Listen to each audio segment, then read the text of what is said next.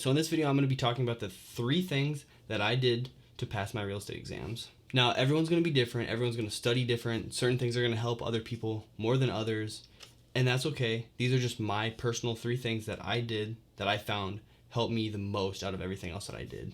So number 1 was taking as many practice exams as I could. I took these practice exams over and over and over until I felt confident enough to pass the exams. And so for me, that meant that if I were getting 90% or higher, sometimes depending on the category, I might say like 85% or higher.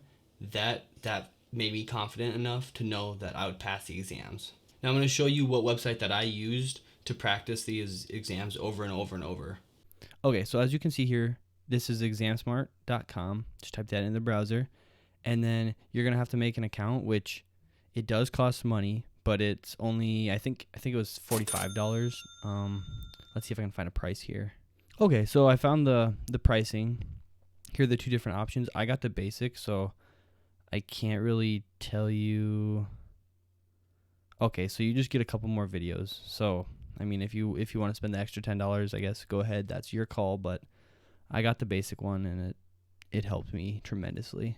So once you're on the homepage though, and you're all logged in, you're gonna be at this screen. And on this screen, this is just the homepage, obviously for your account. It's gonna have all the different options here. Some states are gonna have the broker simulations. I don't know what states. My state has this.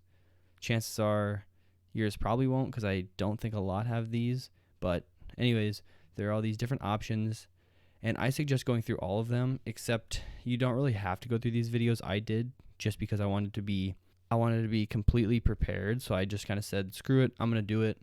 So I did all of it. And with all these, you can do them over and over and over as many times as you want. Now, number 2 was making flashcards. When you're reading the book and you're going over whatever book it is that you got from your course, they're going to have key terms at the beginning of each chapter. At least that's what my book has. And so with those key terms, I wrote them down. And so this is one chapter of flashcards right here. I wrote down one chapter, put a rubber band around it. And so each day I would just read a couple chapters worth of flashcards. This did take quite a bit of time, but I did this over and over and over, just like I did with the practice exams. And I did this until I was comfortable enough and I knew the terms. And here's just a little quick tip. When you're going through and maybe you don't know an answer, you'll be able to skip and then come back to that. That's pretty common, pretty standard. But another thing is, instead of going back and changing your answers, you should probably just keep it the way it was, because your initial answer, your gut feeling, is probably going to be right. Now, the third and final thing I did was I read through all of my material. I've seen some other people talking about this, and they said, they just skimmed it, or you don't need to read all the material. I think this comes down to who you are, how you read, how much information you absorb when you're reading. But for me, I just decided to read it all, because why not? I mean, it's a lot of material. It's this book right here. So it's pretty hefty, but it's not the end of the world. It's not going to take you a year to finish. And then I also have this book that came with my course. This one I actually went through 2 times, because the first time I did skip over and I just kind of glossed over it. And that screwed me over, because I took my exam and I just barely missed it. I was supposed to get a 75% and I got like a 73%. So I decided to go back and reread the whole thing, answer all the questions in the book, and that goes back to doing those practice exams over and over and over.